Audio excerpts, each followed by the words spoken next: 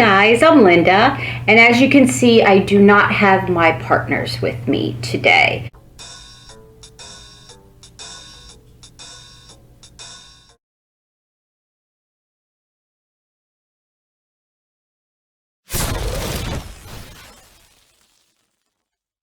As I have put in some of the comments that I've made to some of our viewers, we are having some scheduling conflicts, so we won't be able to bring you videos as frequently. We will do them though with the four of us, so no worries. It'll be Vicky, Keith, and Marjorie, as well as myself, and we will bring videos to you. So in the meantime, I was thinking there's some information that comes out, and while they can't be here, I will just bring that information to our viewers. Like I said, I reached out to some of our viewers, and I love you guys so much. And you really lifted me up when we came up with these scheduling conflicts. I was very worried that our viewers might not appreciate us not doing as many videos as we have been in the past. And everyone was so nice, and anyone I reached out to had such wonderful things to say. And like I said, it really lifted me up, and I figured, you know what, let me bring you some of the updates until all four of us can get together. And I hope you embrace that as well as you've embraced partners in crime. So I did have we're going to talk about Lori Vallow today. First, Joseph Ryan. They did look into that, and they determined that he did die of natural causes, and they don't see any reason to charge Lori Vallow in his death. The reason that they looked into this again was due to the tape that Lori made with some of the other people in the group, like Melanie Gibb, and in October of 2018. So they wanted to revisit his death to see if she had anything to do with it, especially since she did make that tape to say that she would, she did want to do away with him. I don't have the specific wording, but they figured out that there isn't any merit into charging her for the crime. There was no criminality found. Although her brother Alex did tase Joseph, and it sounds like there were some things going on there. The police just couldn't find anything to charge Lori with. Obviously, they can't charge Alex with any crime because he's no longer with us. Now we're going to switch gears to January 2021. And we have Lori's lawyer, Mark Means, filing a motion about how he's having issues talking to his client. So in the statement, or in the motion, it says, Mark Means can't speak with his client. Hereby, he moves the court for an order directing the Sheriff's Department, employees, detention center guard deputies, and the like of Madison County, state of Idaho, and the Madison County Detention Center employees to allow access and privileged communications between attorney Mark Means and client Mrs. Lori Noreen Vallow, parentheses, Daybell. So they are trying to prepare for court. And in the Sixth Amendment, there is a right to counsel. So that's why he's filing these, to say that he has reasons why he feels that he can't do this with his client in the facility that she is currently in. Another part of this motion was that he said that or on about March 30th, 2020 until June 9th of 2020, I was denied access to my client to meet in the attorney-client room of said detention center. I was denied such without notice until my arrival at the detention center on March 30th of 2020. I voiced my objection to Prosecutor Robert Wood and the deputies at the detention center, but was still denied access to said room and my client. I was forced during this time to prepare our case in this matter subject to the unreasonable conditions illustrated in the attached photographs. I was limited to the telephonic communication with my client. Means said that conversations were taped. He voiced concern to the prosecutor, and after he did voice his concerns to the prosecutor, that was fixed. On or about January 5th of 2021, in preparation for motion to disqualify prosecutor Mr. Robert Wood, I traveled to Rexburg, Idaho, to meet with defendant. I was again denied access to defendant, with the only option to converse with defendant through the public room and metal corded telephone. Again, with 2 video cameras videotaping these privileged meetings. He keeps saying that he has an issue with talking to his client, Lori Vallow. It sounds like they are setting things up for an appeal. So he is setting the groundwork for, at the time when they need to appeal, he can use this information. He wants to meet face to face. He doesn't want any recordings. He did request, which was funny. I was watching court TV, and this is where I got the information. He did ask for Lori to be handed a cell phone. He did ask that to be brought before a judge to see if she, in fact, could be given a cell phone so they can communicate. They don't think that's going to happen, but you never know. Stranger things have happened, so maybe she will be given a cell phone. Probably be the most popular person in the prison with the cell phone, but we'll see. We'll see what the judge says. Both defendants' lawyers are asking for discoveries, which have already been given to them. So they're filing more motions for these discovery things. One, I'll go through the list: statement of defendant and co-defendant, defendant's prior records, documents and tangible objects, reports of examinations and tests, states and expert witnesses for trial, and police reports. Chad's lawyer has asked to move the trial to western Idaho, where the largest population of the citizens reside. The state hired an expert to rebut this anonymous survey that the defense lawyers had done. The survey presented to the court, performed by defense counsel and provided as an exhibit, supports the assertion that a fair trial cannot be had in the 7th Judicial District. It shows that not only was the person conducting the survey presented with threats from Bonneville, Madison, and Fremont counties, that the vast majority of people interviewed stated that they have already made up their mind regarding the guilt of the defendants. Further, that the vast majority would not change their mind. Rhonda Harper is who the prosecutor hired to rebut this survey, and she said the memo is just very unreliable. They don't even know who did this survey, so they're putting something out there saying this is what we found, but they don't even have who actually conducted the survey, and so they're not quite sure what this means. And let's say you have all these people, there's going to be 12 people in the area that you can find that haven't made up their mind yet. You get the 12 people that haven't made up their mind, I'm sure you can find them in those 3 counties, and if not, then you go to a county, the western side of the state. There you have more, I don't know if it's liberal thinking, but you have the border to California. So you might have people that don't know as much about this, although it's all over the country, but it isn't, everyone in those 3 counties do know about this story.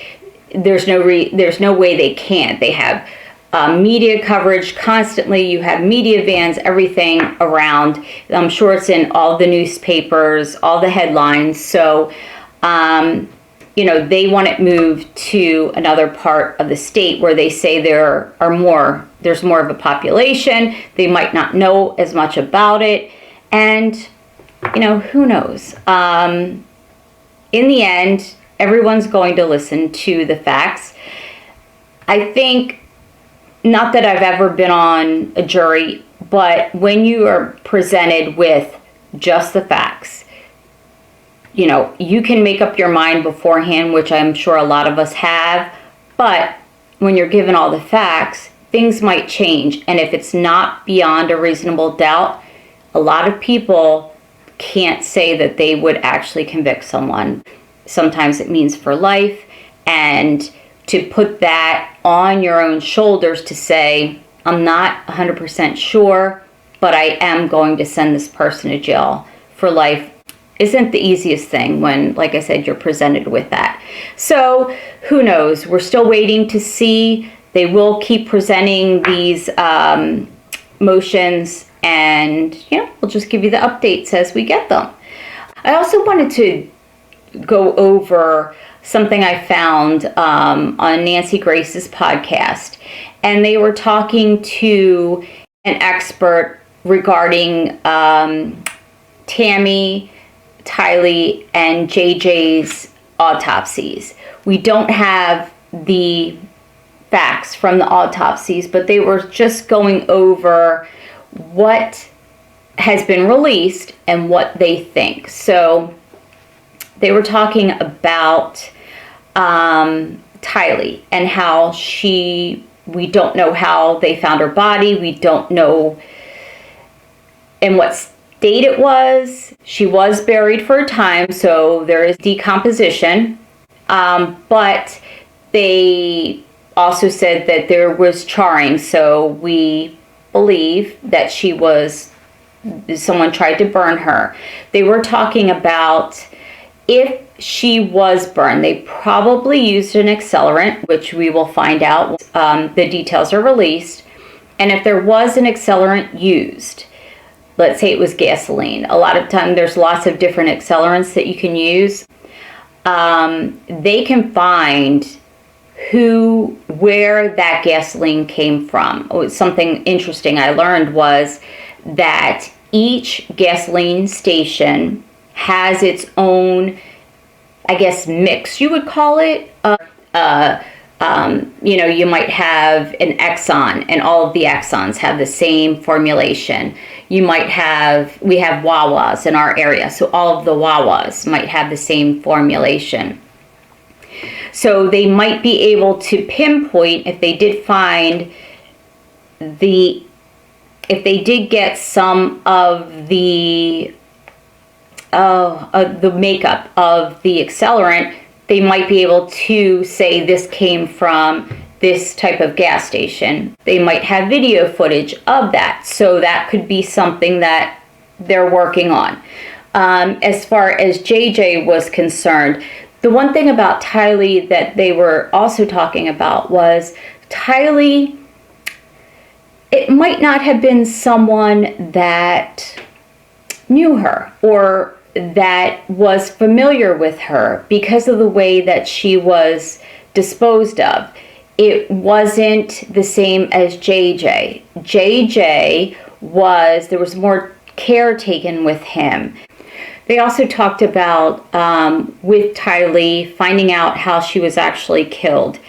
If she was, they were saying there wouldn't be hemorrhaging if she died before they tried to cut the flesh. So if she was already dead by the time they tried to dismember her, they would know that. So that's another thing that they were talking about with Tylee.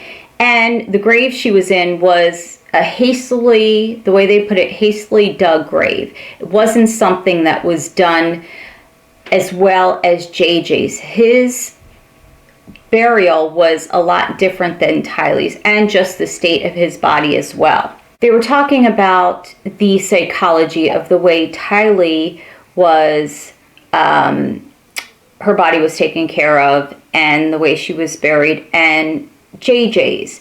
So there was a big difference between the dismemberment and the burning and the grave that was hastily dug, as opposed to JJ's, which was more deliberate. They talked about how they really didn't seem to be honoring the dead when it came to Tylee. She was buried amongst maybe some dead animals and that sort of thing, whereas you had JJ, who, again, the burials and the way the bodies were handled were so different. I'm thinking that they're thinking that there were two different people that actually took care or killed Tylee, and then someone else killed JJ. And it sounds to me that they're thinking that the person that maybe killed JJ and buried him actually knew him, as opposed to Tylee, someone that wasn't as familiar with her or didn't have a relationship with her. JJ's body seemed to, they cared about his body, and the way that they took care of it shows a lot as far as these experts are concerned. JJ's head was wrapped in a bag, and then his body seemed to be what they called cocooned. So that means that they took a lot of care with his body. So the reason why his head was wrapped, sometimes when someone that kills someone else and they're in an intimate relationship, meaning that they have a relationship, that they are familiar, they are familiar with each other, they could be family. This is the type of thing where they will cover the head just because it is harder to actually see their face, and it's easier to cover them up to just make it in their own minds just a body, not this person that they loved and had a relationship with. And in both circumstances, if they were found and any clothing was on JJ or Tylee, that is a lot of, they can get a lot of information from that. There could be DNA left on the clothing itself.